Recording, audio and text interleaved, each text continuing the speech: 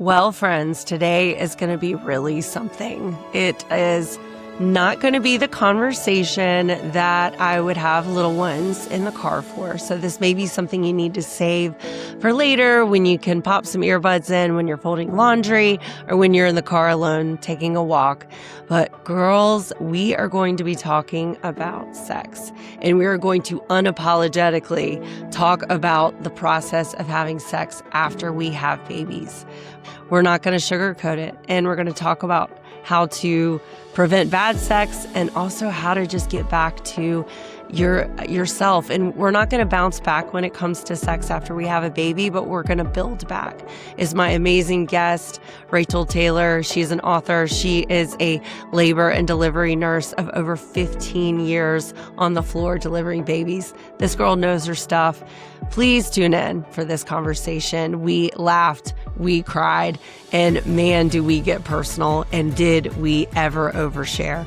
Welcome back to the show. Hey, everybody. We're back on the Overshare with Rachel Elmore. And man, oh man, I am excited for today. I know I say that every episode, but I am stoked for today. Please excuse my hoarse voice. Charlotte, North Carolina has not been friendly to us when it comes to the pollen season. Rachel and I have had my guest today. We've had a few meetings that have gotten canceled because of sickness. And today I woke up and I said, you know what? I'm going to have a raspy voice today and it's going to be okay. So I'd like to introduce my friend Rachel Taylor. She is an author of an amazing book called After Baby Comes.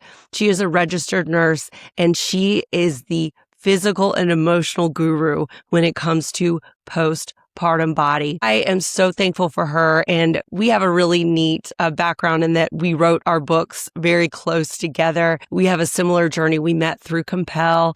And we just quickly became friends through a friend of ours, Meredith Boggs, who's also an author. Anyways, I say all that to say this conversation is going to be really cool. She's an expert, so please just lock in for today, because if you have had a baby, or you might have a baby, or if you're going to have a baby soon, this is for you.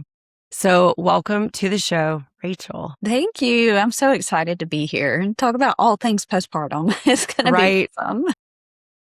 Well, again, we met early on and we found out that we have very similar passions and ministries. You know, Rachel has this background of what happens to the body after we have a baby. And I mean, I know a lot of those things. I mean, I've read books, but I'm not an RN, but she is. So she brings a wealth of knowledge when it comes to, let's talk about our bodies postpartum, and deep breath, ladies, but we're going to talk about sex after we have a baby. And it's something I feel like maybe should be talked about more. Rachel, tell everyone that's listening a little bit more about you. Yeah. So like Rachel said, I'm Rachel. You got two Rachels here today, but I'm a registered nurse. I've done postpartum work, labor and delivery work, post C-section for over 15 years, just worked in the bedside. And then the last few years have just gone more into childbirth education, spinning babies education, published my book with Harvest House, and my heart behind that was that there were so many moms that struggled after discharging home from the hospital. We kind of have that gap in care a little bit where it's like, okay, we're going to take really great care of you for these 2 days we have you in the hospital, 3 to 4 if you're a C-section. And then it's like, okay, we'll see you in 6 weeks, and good luck with everything. And I've just had so many new moms look at me and say, what am I supposed to do now? Who do I call if something goes wrong? Or can I just take you home with me? Those are so common phrases that I heard that I thought, we really need to do a better job of taking care of postpartum moms. This is one of the biggest transitions of their life. It was for me too with my first baby. Could not believe how hard it was. And I was a postpartum nurse, So that's been my life, deep in postpartum, deep in birth work for a long time, and 3 kids of my own.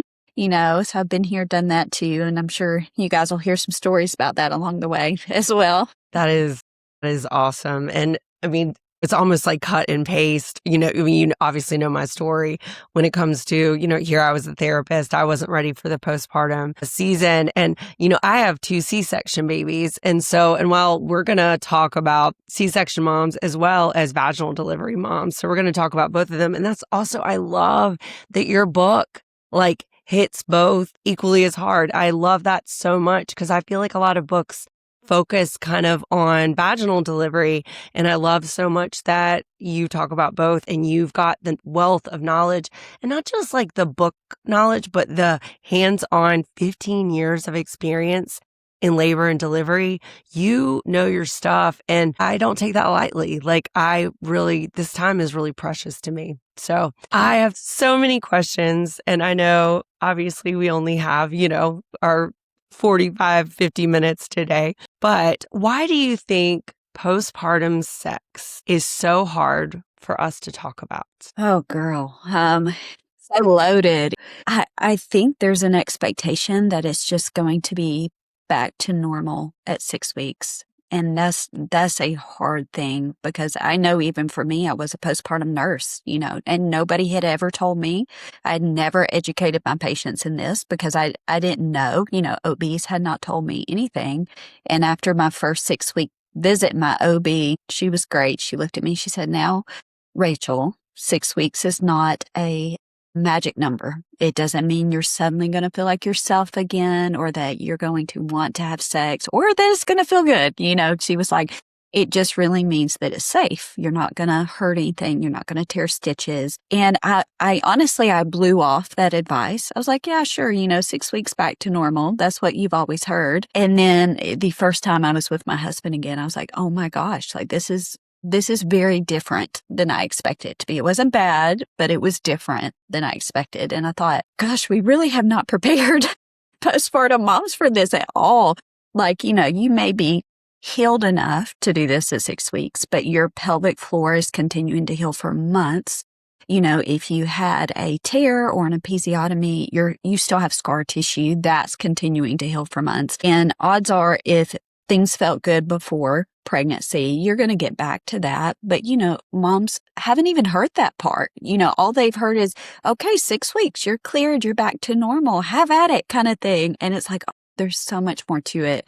And many of us feel like we're doing something wrong or we failed or, we're not like everybody else just because we don't know. Yeah. Yeah. No, I love that. And I love how you mentioned like nobody talks about the fact of like the 6 weeks and how, we're cleared, most of us, at 6 weeks, but that does not mean that it's going to feel the same. It definitely does not feel the same, even for C-sections, by the way. I tell everyone that like sex felt different immediately, even though I had C-sections, because things just move around in there. And we can talk about the specifics there, and I love that you're highlighting that and that, we're not expected to bounce back. Of course, I very much reject, as I know you do, this like bounce back culture because we kind of bounce forward. But as we heal, it's not going to be the same. But I like to say, I really do think that sex can honestly be better than it ever was before. It does take some time. It does take some healing and it takes some changing of some things. Maybe what always worked before may not be the way to go. And it takes patience. And I love your book you were talking about with Jim and Pam on The Office and love is patient, love is kind, and highlighting that one of the kindest things that our partners can do for us is be patient. Like it's going to take a little bit. We've just gone through the biggest biological change that we really ever go through. And I just love that. I think that's so wise. That's so wise. It's so important. Like, and I get the opportunity to talk to dads a lot. Not everybody gets that opportunity. And so I try to fill it with, hey, like, here's some of the changes she's going to experience. Be patient with her. She will get her mojo back, is usually what I will say. But it takes time. In 6 weeks, I try to really highlight, like, this does not mean she's going to be her pre-pregnancy self. It's ever happened. But if it has, it's going to be really, really rare that that's the case, And you mentioned C-section patients and pelvic floors they're struggling in different ways, like you mentioned with C-section patients versus vaginal, and they need different kinds of therapy. It's just like there just needs to be a healing process. We need to really try to get on board with all of that to get back to fullness in every area, but especially sexually too. Yeah. Oh my gosh. Absolutely. Yeah. Very, very wise. I knew when I was praying about my podcast season and I was like, okay, if I get Rachel for an episode and it was like sex like that, I knew I've got to talk to you about that because I knew we could just keep it so raw and real. And, you know, I'll have a little bit of something ahead of the episode today saying this is not for the kiddos in the back of the car today. Yeah. But I'm so thankful for how much you talk about this and you talk about the practical ways to make it better. Mm-hmm. So just very thankful for that. And so from your, like, you get to talk to the dads, and that is so cool. What is the most common question that you get from dads postpartum when it comes to sex? Or do they ever say anything when it comes to anything sexual postpartum? My goodness. Like always, when can we have sex again? Okay, that's the main one. That's the question. When can we have sex again? They're so eager. And, you know, I actually loved talking to you about this chapter and reading your book too about the whole sex chapter, because it was so funny. The story you shared about serious and funny, just real, about how dads really don't care about cellulite and the things like that we get so concerned about with body image. They're really not thinking on that level, and they are not. That prompted a conversation with my husband. I was like, so, you know, like 6 weeks when it was time that we could actually like do that again, where you feel about that? And he was like, well, what do you mean? I said, well, were you grossed out? Like, were you eager, like excited? Like, what was that like? Because I was fresh out of postpartum. You saw me give birth to a baby, you know, you saw all the things. And he was like, Rachel, we are so deprived that by the time that you get to 6 weeks, we could care less. Like, we are so just eager to get back to it. And I laughed. I was like, you know, he's being completely honest. Like, we get really hung up in my belly button is still stretched out and hasn't gone back to normal completely. You know, we get hung up in those things, and they're just like, I don't care. I just want to be with you. They're like, we're getting some sex. Like, we're excited, you know, like they're like, it's so sweet that like the question that you're getting is, when can we have sex again? It's not, when are we going to have like this really adventurous sex again? Or when is she going to look a certain way? You're getting, when can we be together? And a lot of times I try to reframe sex for women in a loving relationship, because, you know, men typically love to have sex for lots of reasons, but they want to have sex to feel love. And if you think about it in that way, that they want to feel close to you, it's maybe it's not so crass and it's not so juvenile, that they just want to be close to you and they want to be with you. One thing I was curious too is do they really care exactly what type of sex when it comes to like positions, things like that, or if they have oral sex?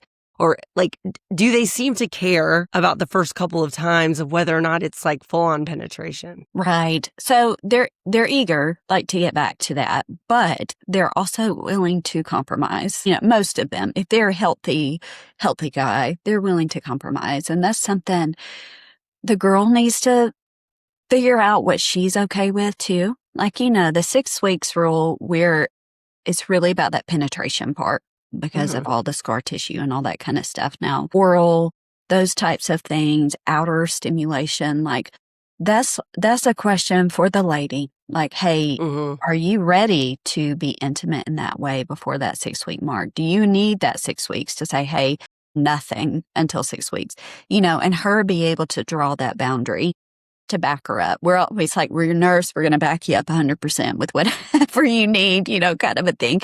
But I think it's so important that they have discussions, like husband and wife. They are talking about this kind of stuff and expectations and all that, because that's where I really see couples get into trouble. Like, they are not communicating in any way. He's thinking 6 weeks. She's thinking, I'm going to heal longer, or we're going to be back to normal. And then there's some disappointment and things like that. So a lot of it has to do with not only the intimacy of sex, but the intimacy of communication around it as well. Wow. Yeah. I mean, it's such a good point. And we know in therapy that the more a couple talks about sex, typically the better their sex life is. And so the more you have a language communication around sex, even if you use metaphors, whatever it might be, but the more you guys talk about sex, the better your sex will be. We know statistically that that's how it goes. And I've definitely worked with couples who have sex but never talk about it.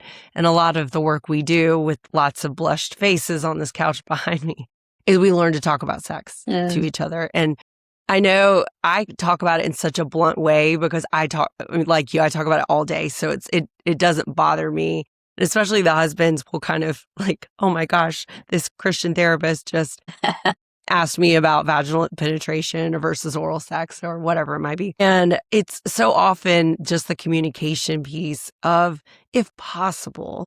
And I mean, this is a lot to ask before you have a baby, but it would be great to talk about it before you give birth. Yeah. But if you don't, how do you recommend that we start that conversation postpartum? Like how would you send home a husband and a wife and they're going to try the first time in 6-7 weeks? How do you recommend they talk about it? I definitely say read our books. Yes. You need to read our books, but also just encouraging them to talk, period. Like, hey, we have this 6-week rule. It's kind of a loose rule. Here's why we have it. I will always explain like 6 weeks, that not a magic number type of thing, but here is why. The physical aspects from birth, like if you dilated at all in your cervix, it's going to take weeks for your cervix to close completely. If you had that placenta come out, and at the time it's a dinner plate sized wound, but it shrinks every time our uterus is shrinking, our placenta is shrinking. But if we have that wound in our uterus and then we have a cervix that maybe isn't closed all the way for several weeks, when we introduce anything vaginally, it increases the risk of infection so much. And that's a big ouch, because we're already healing from tears or C-section incisions, all those things. So it's like, there's really nothing worth that. So patience is key. That's what I explain first to them. There's a reason behind the 6-week rule. It's not just we made it up, to let her rest kind of a thing. But she needs to rest too. Secondly, I would tell them like, hey, y'all need to be talking. Like if you start having sex and baby starts crying, her brain is going to go into mom mode automatically. She can't help it. Like she goes from I'm here with you to I'm over here with baby, and knowing that that's not personal. Guys a lot of times don't act like they take things personally, but they do. So that kind of thing, they start believing like, well, she doesn't really want me, or she doesn't find me attractive anymore. And there's all these little thoughts that start coming into our heads, right? These little seeds that get planted. It's just like, we need to be so diligent as couples to be like, here's the story I'm telling myself right now, or here's what I'm feeling right now, and give the other person a chance to talk through and communicate and all that. We get into big trouble, and we get into big trouble when we stop talking. Oh, that's so good. Wow. Just a few of the things that just stood out. Plate-sized wound. Yes. Okay, I want every dad to hear that. Like every dad, just to like put an image of like, we love you. We appreciate you.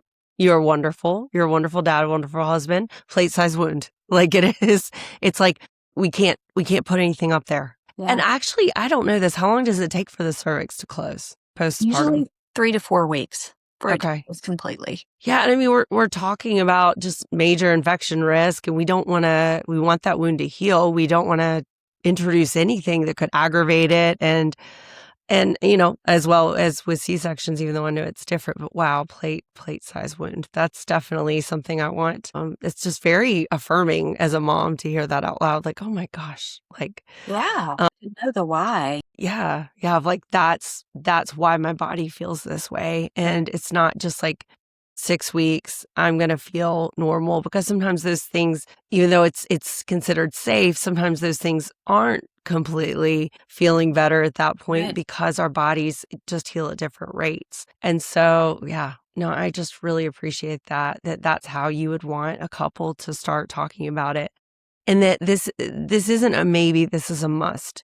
Please don't say it's too awkward to where we don't talk about sex. Like, start talking about it. And you can always, I joke, like, throw me under the bus, read my book and read your book and say, oh, the Rachels, have said, we got to talk about it, and start to have a conversation about what it feels like. And I know some of the advice I give new dads is, and I know you give this too, is, oh my goodness, go slow. Yes. Go slow. Please. And both of you she really needs to talk throughout the whole first time. Yeah. So I don't know if that's good first advice in your opinion, but like, absolutely, I'd love to hear what else you would add to that. Yeah, I tell him the exact same thing. Like, you need to go slow. Mom, you need to talk about it. You need to give him feedback because he cannot read your mind. Like, a lot of times we feel like they know our experience, and they do not. They do not. You really have to tell them what's going on. But yeah, lubricant, like, I mentioned that in my book, just really important to have that the first time, not only just to reduce friction, but if you are breastfeeding your baby, your hormones are making you extra dry down there. And so that can cause an issue too. So, help yourself out. Help the first time out, have lubricant on hand, box of tissues to the side of the bed, because if you are breastfeeding, you are going to leak.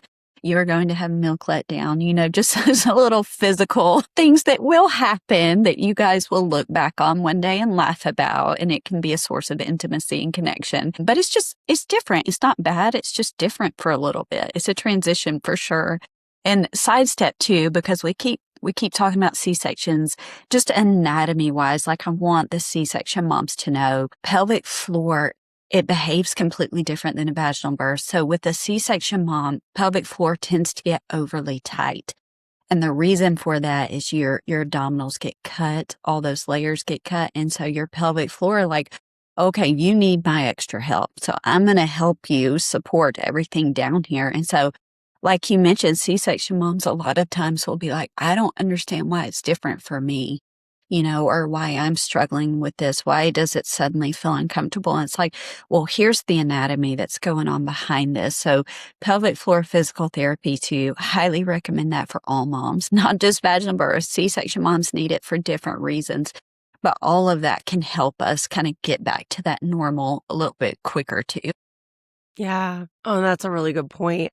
Like, no, for myself. And it was just like the first few times being like, why does it hurt? Like almost like more than like TMI, but we're way past that. Yeah. Losing my virginity, like, wait, and a lot of times it kind of mimics that of just like, oh my gosh, this feels like the first time, and not a good way. Mitch wasn't doing anything wrong. He was being so sweet and gentle and just like, how are you? Or, is this too much? Are you okay? And going into that moment, I just remember being like, well, I felt like I didn't, to be honest. Yeah. I felt like I didn't have room to be like, ow, because I didn't deliver vaginally. Like I just didn't. And I think, I got told a lot it was the easy way out. And obviously those are all other issues, right? That I need to, I'll continue to work through my own therapy.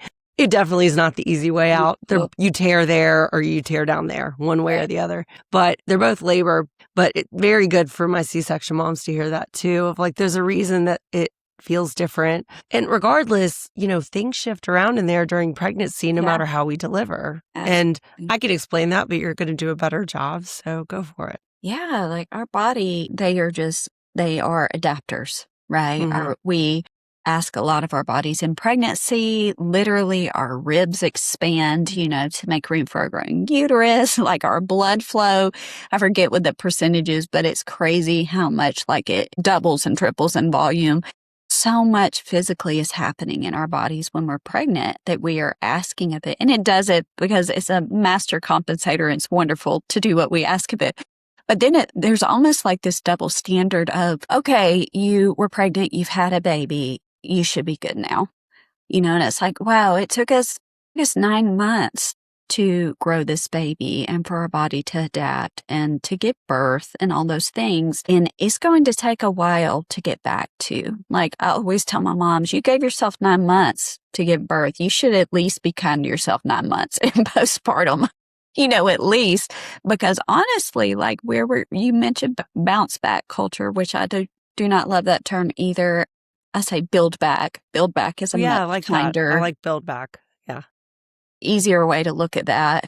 But yeah, just we need lots of grace and kindness as we're recovering and in every area, because so much to vaginal birth, so much to C-section birth, that we need time for. So looking back for yourself, I wonder what advice you wish you could give yourself before the first time you had postpartum sex. Yeah. So like you said, TMI, but nurse and therapist here, that's what you can expect here is TMI. It's called the overshare for a reason, because I know we're breaking all those boundaries. Yeah. I have to remind myself often when I just have conversations with people like, they're not a nurse. They don't do birth work. Like, be careful what you say, because you just you're there in your brain. But the first time for me was very surprising because, like I said, I had blown off my obese, advice. And I thought, oh yeah, 6 weeks though, we're back to normal. That's what everybody says. That's what I was taught, which is just not true. Even through research, we know that's not true, And I would have thought, had she not told me that the first time something was wrong with me, because the first time that we had sex again, I was sore. I was more sore than I thought I would be. And like you said, it does almost feel like the first time. Like, I've never heard it put like that, but that is very true. And I remember just thinking, it shouldn't hurt like this. Is this going to be forever? Like, why is this uncomfortable? I had a baby, but it's been 6 weeks. And if I could go back, I'd be like, your pelvic floor is still healing. Mm-hmm. Scar tissue is still healing. Like, this is absolutely normal. And also just encouraging myself, like, it is going to get back to normal. Like, you need to be patient. You need to give yourself a few months and then know it's, like you said, going to be better than it was before. And that was true for us too. Like, it's been better than it was before, but it did take months to get there. It took patience. It took feedback. Like, hey, we need to go slower. Hey, let's do it in this position. All of those things. And of course, thankfully, I have a great husband who very lovingly was, yeah, absolutely. Whatever you need, What deep breath for everybody listening, not us. Because again, we work in the I can't think of the word. We work in the sex world where we talk about this very, honestly, over lunch. It's not even a big deal. But what position do you recommend for the first time? Yeah. Because some have deeper penetration than others. Absolutely. It's going to be different, honestly, for everybody because it depends on C-section versus vaginal. And then if you tore, which over 80% of moms tear that first time at least a little bit, like, where did you tear? Where's the placement of that tear? Because that's going to affect too how it feels. So a lot of this is going to be trial and error. It's going to be like, okay, this position feels good. Okay, this one does not, until you find the one that's a little bit better for you. With C-sections, any position that you can control the deepness of the penetration is what you're going to want, because usually deeper penetration is going to feel more uncomfortable with C-section moms because that tight pelvic floor that they're dealing with. Vaginal birth, it really depends on that placement of the scar tissue. Okay. So say that you've got a patient who the placement of her tear is more on the perineum. What would you recommend? Yeah. So probably depends on the guy too, because I think, where is he able to control his penetration a little bit? Mm-hmm. If he's on top and he's putting weight more on himself, on his arms, good deep breath, everybody, he's putting more weight on his arms. He can control a little bit more. You're not getting it quite as much, so it's easier, that sort of thing. I would recommend that way. With the perineum, yeah, because you can keep it a little more forward that way. Hands and knees is probably going to be a little bit more difficult. Anything that she's in that sort of position, probably going to be tougher on her. So may want to wait on that. Something more like missionary, basics, simple, start simple and go from there. Yes. No, I love that. And thank you for that advice. And then I'm curious, what if a tear in an opposite spot? I don't know the right term for that, but what would you recommend for a tear, on the other side? Yeah. So if a tear's more like in the front, it's tough all around, honestly. I'm sitting here going, what could I tell Girl, I'm putting you through the ringer and I'm not meaning to. No. I'm like, what would bring the most relief and most enjoyment is where my head is going, where the thoughts are going in my head, depending on position. So honestly, go back to what was comfortable in pregnancy. Because in pregnancy, you're working with that big baby belly. You're having to work around that. Usually the positions that you're figuring out are a little bit more gentle because they're awkward. If that makes sense. It's not your typical, they're a little more awkward. Typically, penetration isn't going to be as deep with those types of positions. That's where I would start. and kind of work your way back. So almost like you're moving in the opposite direction again. It's a pendulum. You start in one way, you're in the middle. Let's start in the middle and let's go back, swing the other way again. Hmm. Man, the both of those scenarios is such good, solid advice. I've never heard that before. I mean, I've, working in sex therapy as a licensed therapist, like I know that information, but I've never just heard it talked about. Like that was just simple. This is the way it's got to be. Look, everyone's anatomy is different. Every guy's anatomy is different, and so we have to work on that. And a lot of it is, I a lot of times like to recommend, and you can totally jump in here too, but for that, those first like few months postpartum, like going slow, but then letting her kind of move and it not being as much as the man moving as it's her moving around you, because she's going to kind of wiggle around and feel what's comfortable. It's kind of, again, a little blunt, but a lot of times that's kind of the recommendation. I know takes a ton of self-control, guys, if you're listening. I hear you. I'm not saying that you're not going to ever get to go for it again. Yeah. But the first few months, I know I really appreciated being able to kind of literally physically ease into it. Yeah. Because I could figure out what is that? And I didn't realize how tight my pelvic floor was, and that like deeper penetration was just not in the cards during that season. It just wasn't. And I remember telling, my husband, I'm so sorry. And he was like, what? He's so funny. He's like, what? I just got sex. Like, I'm happy. Like, ladies, they don't care. Yeah. Like, they don't, really, like healthy men. I've met many of them. They're not like crying because they didn't get to do this one position that they love. Yeah. That will come.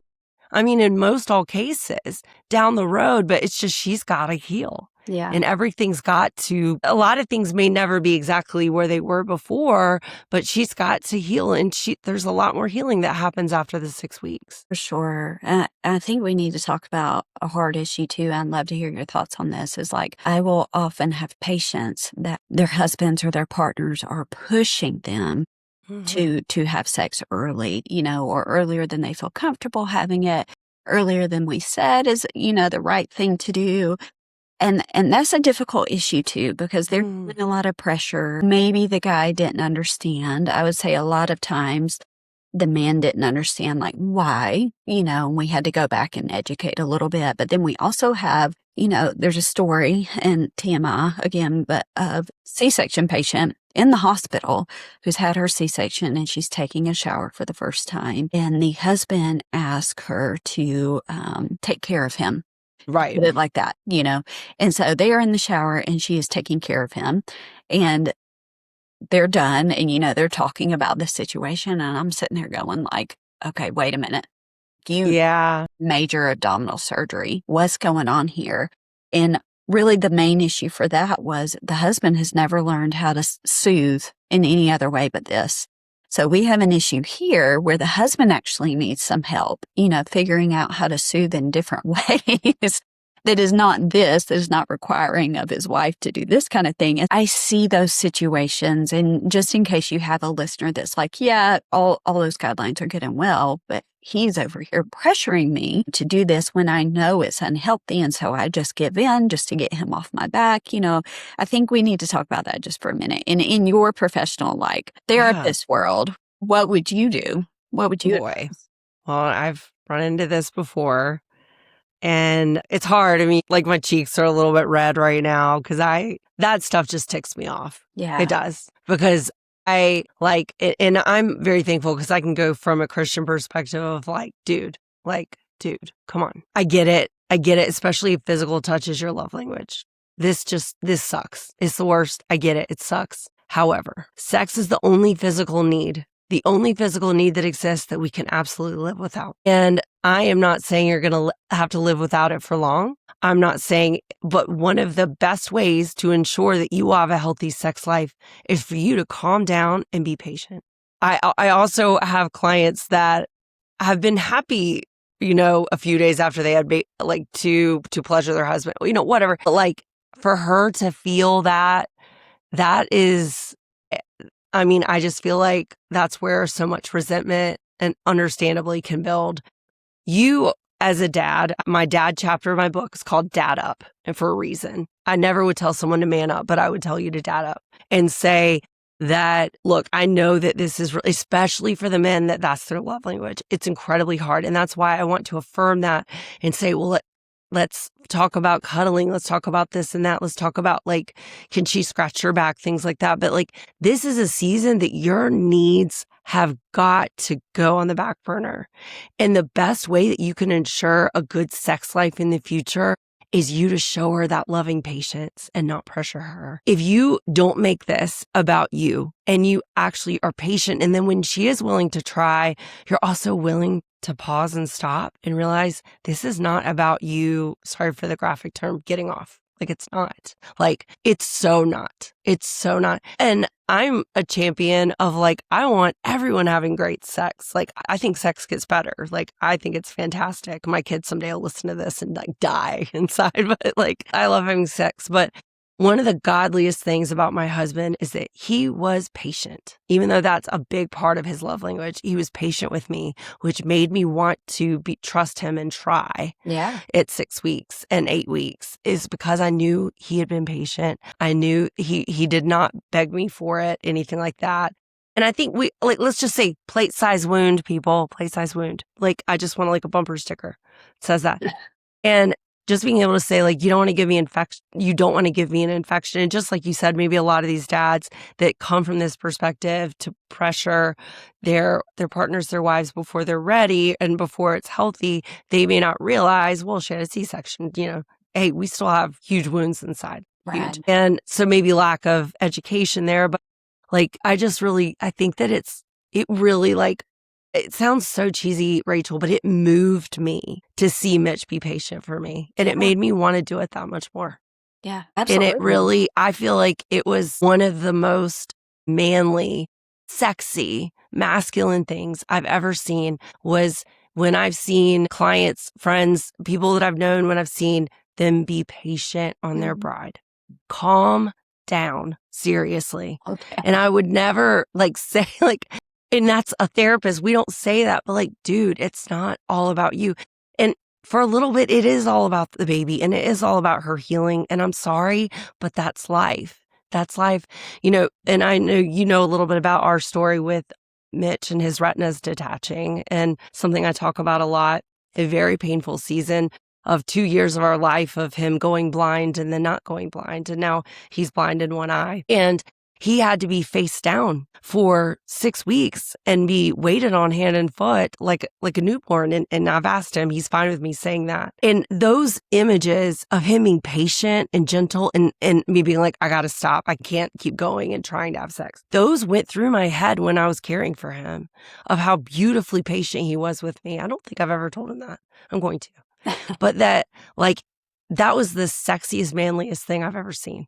Yeah. And I am sorry you got to wait, but this is how it's been since the beginning of time. It's the only need that we have that you 100% can go without. Yeah.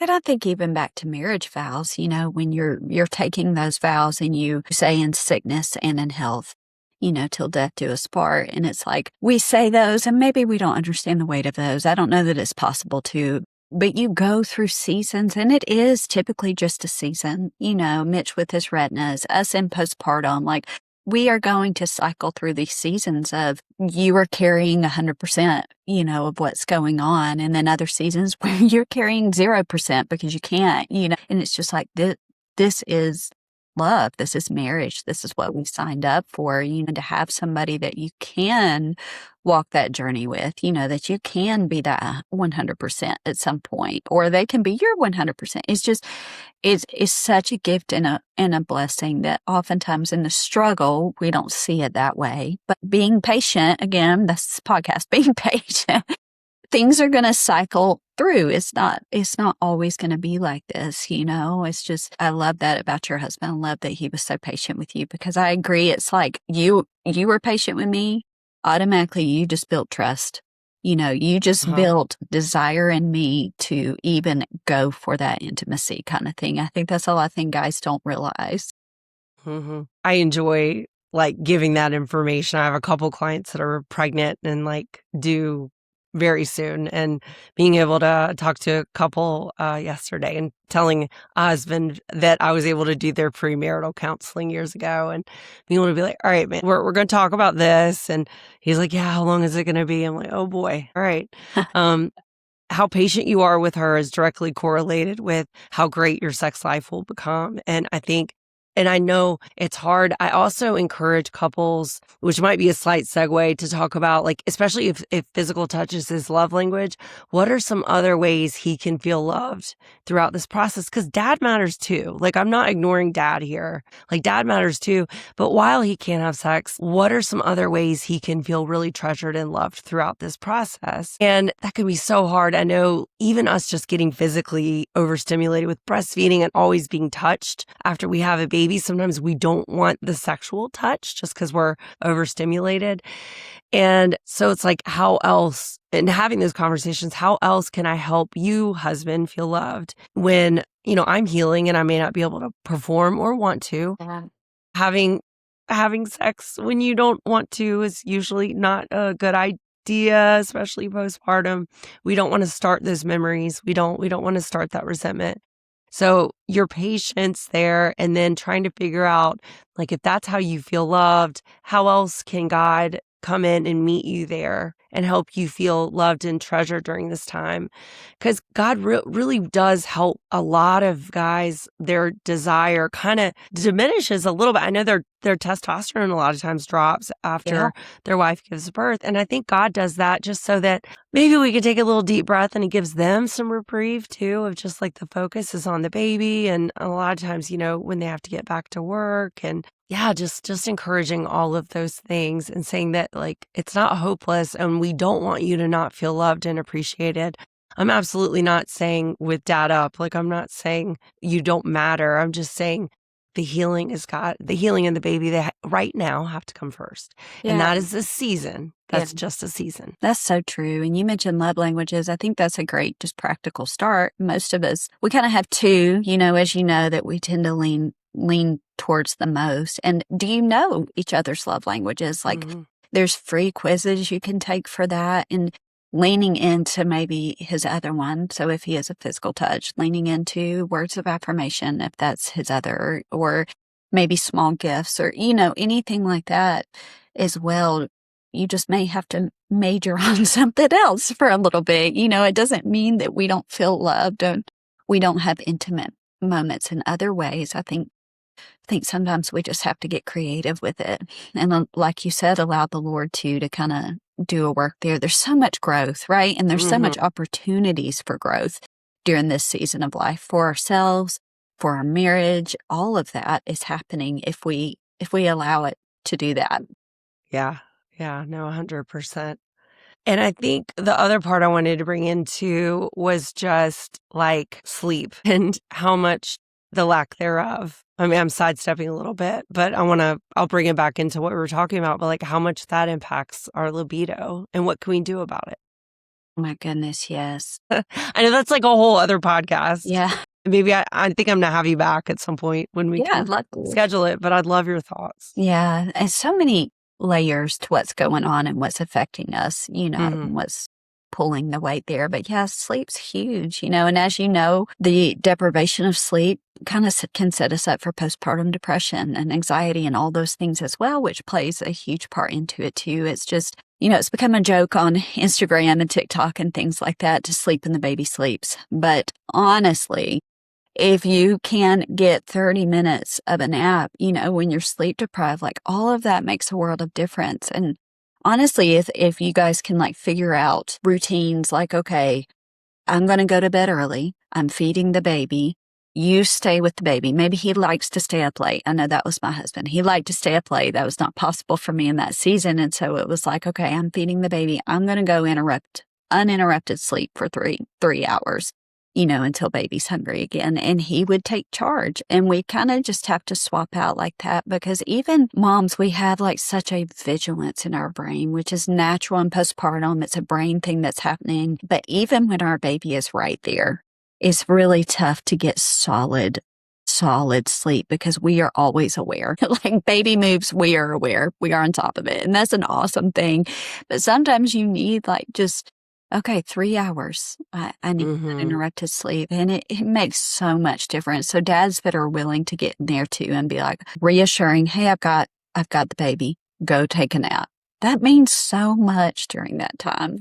And it's hot, right? Like, I mean, it may not feel sexy in the moment, but those kinds of things build back Yeah. emotional as well as physical intimacy. Yeah. And just like, guys, like, I know I heard on an Instagram reel, a girl was speaking and saying that like a woman was saying she shouldn't have to serve her husband. And she was, and hold on, this is going to go both ways. She was like, hold up. Jesus called us to serve, all of us, men and women. Yes, it is our job to serve one another. And for like that to be just such a beautiful part of our refinement of our faith as parents. I mean, I didn't have a choice whether or not I was going to rely on God more becoming a mom. I had to. And just knowing that that's such a part of God's refining fire and bringing us closer to Him is us being able to really give to each other and being able to say, hey, I know my husband did the 2 a.m. feeding because I really struggle going back to sleep, getting up.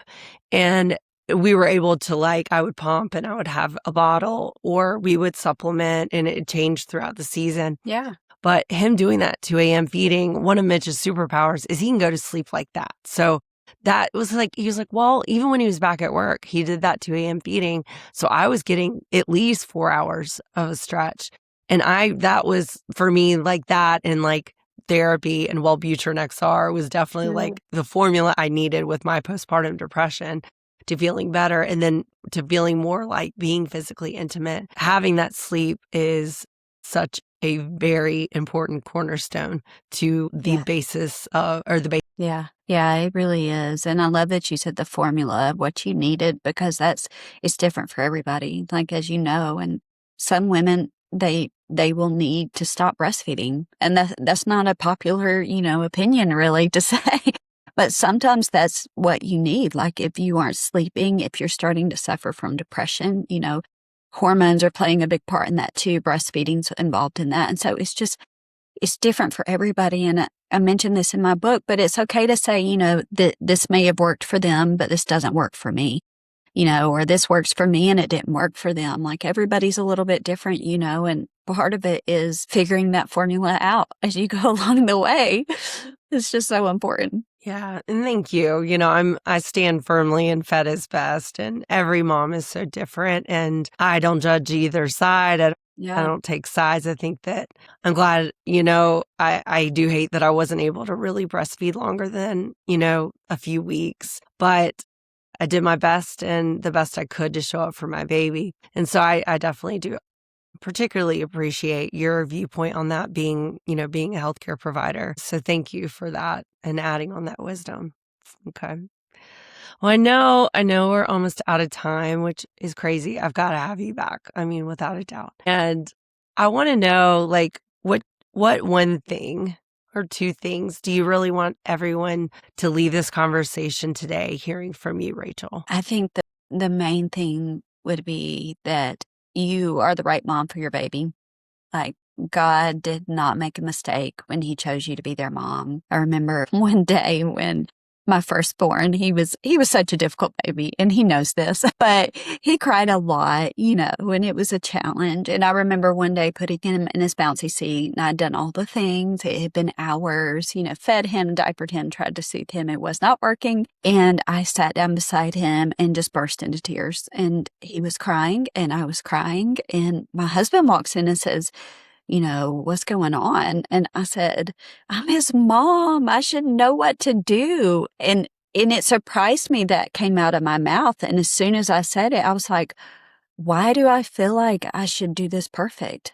Like, why do I feel like I'm failing as a mom because he's crying? It was just kind of a realization to me of some of the beliefs that I had held, that were not serving me well. I just feel like moms need to know, like, you are not failing as a mom. You are not a failure. God designed you to be their mother, even in all your best attributes, even in your faults, even in your mistakes. He will use those for their better, for your better, to help you grow and develop. And it's just, that's something I feel like moms don't hear enough. You're the right mom for your baby. You're doing a good job as a mother. Oh, I love that. Thank you for that. And thank you for just all your wisdom and that encouragement today. You know, it means a lot to my heart, even though my kids are a little bit older and, I'm out of the postpartum, even though I don't know that I'm ever fully out because it's, it always feels like it was just yesterday, but I'm out of those sleepless nights and the physical healing. And so I'm so thankful for what you do. If you guys are listening today, please, I'm going to link it in the show notes. After Baby Comes is Rachel's book. Obviously, mine is Mom is Born.